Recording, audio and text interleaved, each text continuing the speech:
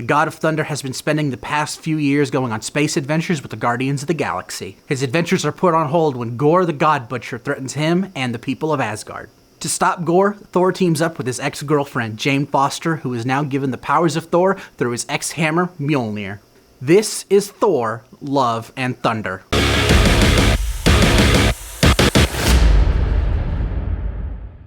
Thor Love and Thunder is the latest film in the MCU, and the first fourth solo adventure for any of the MCU heroes. Thor's cinematic adventures have always been on the rockier side of the MCU, if you ask me. I didn't really care for the original Thor film back when I first saw it, but over time, I definitely think I've liked it a little bit more.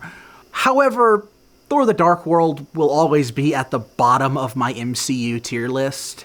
It is just such a dull movie, but that wouldn't be as bad if it wasn't for the fact that the film is just so important to the MCU. Luckily, Taika Waititi came in and basically performed franchise CPR, giving us Thor Ragnarok. Taking Thor on a brand new location, putting Thor somewhere that isn't Earth, thankfully, and doing something really fun and interesting. When it was announced Taika Waititi was going to be returning to direct a fourth Thor film, I was definitely excited. And, I really liked this movie. Thor Love and Thunder delivers on Taika Waititi's style of directing. It's a very funny movie with great characters, a great cast, and a great story, all the while delivering some great emotional character moments throughout it. Chris Hemsworth returns to play Thor, the God of Thunder, for his 8th time in the MCU. In the past 5 years, I really think Chris Hemsworth has really made Thor his character. In the same vein, Robert Downey Jr. is Tony Stark. The direction they've been taking Thor is one of my favorite character arcs of the MCU, and Chris Hemsworth delivers on it on all fronts, if you ask me. Returning to the MCU after 9 years is Natalie Portman as Dr. Jane Foster. This time wielding Mjolnir with the powers of Thor as the mighty Thor. I was never really a big fan of Jane Foster's character in the previous Thor film. Nothing really against her, just the characters surrounding her. I never really was that big on it. I think her and Thor make a good couple, but other than that, her presence wasn't that missed in Ragnarok. But I think they do a great job with her in this film. Giving her the powers of Thor is a really cool concept, in my opinion. It makes some really good contrast between her and Thor, the real one. Do I have to make that distinction? And I was quite surprised with what they did with this character. And I think the last of the big standouts of the cast is Christian Bale as Gore the God Butcher. Marvel Studios is continuing their trend of taking a Batman actor and turning them into a villain. I like that. Christian Bale delivers on this role, if you ask me. He is creepy and menacing, all the while being pretty sympathetic. I would go as far as to say this is one of my favorite MCU villains, not just because a great actor's playing them, which that definitely helps, but just because of how good of a story Gore had in this film. Maybe he could have killed another god or two on screen, but other than that, I really was into this character and this performance from Christian Bale. Obviously, there's some other great performances in this film, like Tessa Thompson returning as Valkyrie, Taika Waititi once again playing the character of Korg, and he only really had one scene, but Russell Crowe as Zeus. He had a lot of fun playing this character, and I'll be damned if I didn't have fun watching it. Oh, and also, the Guardians of the Galaxy are in this film. Just don't be like me and expect them to be supporting characters throughout the plot. No! Would them being supporting characters throughout the film be too much, or made the film even better? I'm gonna go with the latter on that one, but mainly because I just love the Guardians of the Galaxy, and I cannot wait till May. Next May. Taika Waititi's humor and style is what I think saved the Thor franchise with Thor Ragnarok. And he more or less doubles down on a lot of that in this film. I think the film is funny, but I never feel the film is too funny. When this film wants to hit its emotional beats, it really slows down, for the better. Any form of quote-unquote joke that can be found in these scenes are nothing more than these characters coping. There are a lot of scenes in this movie where characters are coping about their own troubles and their own problems, but they do it in a more lighthearted way than some people might want, but that honestly, to me, makes them feel more human, even the God of Thunder himself. As someone who has been in and out of the hospital for almost 10 years, I've really found that humor is a great coping mechanism for that.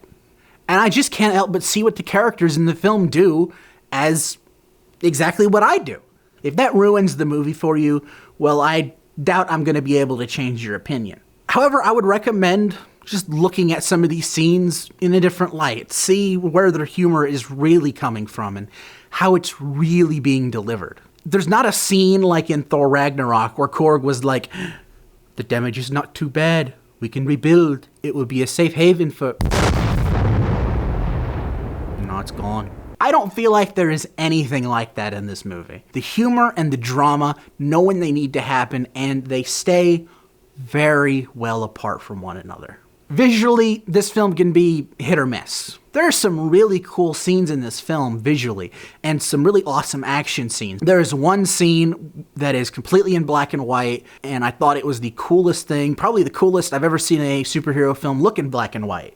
I thought that was awesome. That looked great. However, there are a few moments that could have been a little bit better, especially for a 2022 movie with the budget that this apparently had of like $250 million. Granted, at this point, a lot of that budget probably goes to the cast, but if I was to be optimistic though, there are times with the film's effects that almost help the film hit the style that it's going for.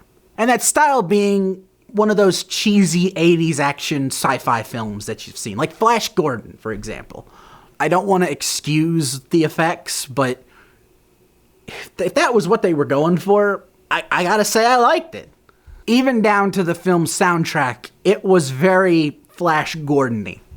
Megamind has some real competition for best usage of Welcome to the Jungle. This film has some pretty good presentation, I have to say. If I had to find anything with the film that I personally didn't like, I think the film could have definitely been longer. There were aspects to Jane Foster's character that I think could have been explored a little bit more before the film took off. I also would have liked to have seen more of Gore the God Butcher doing the God Butchering thing. He doesn't do that too much in the film, but also, I just want to see more of Christian Bale in this really, really, really good performance he's doing. This film also continues the MCU's trend to just forget that Thor doesn't need a weapon.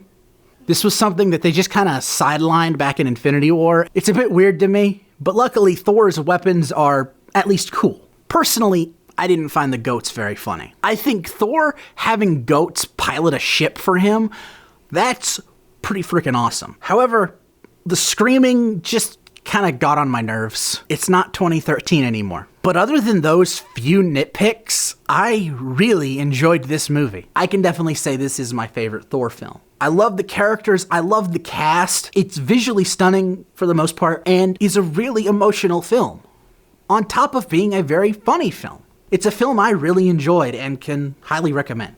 Thank you so much for watching this video and for sticking with me the past week, because obviously the surgery did put a wrench in everything, and I want to give a thank you to my little sister London for covering for me last week while I was out having surgery and reviewing the film for me.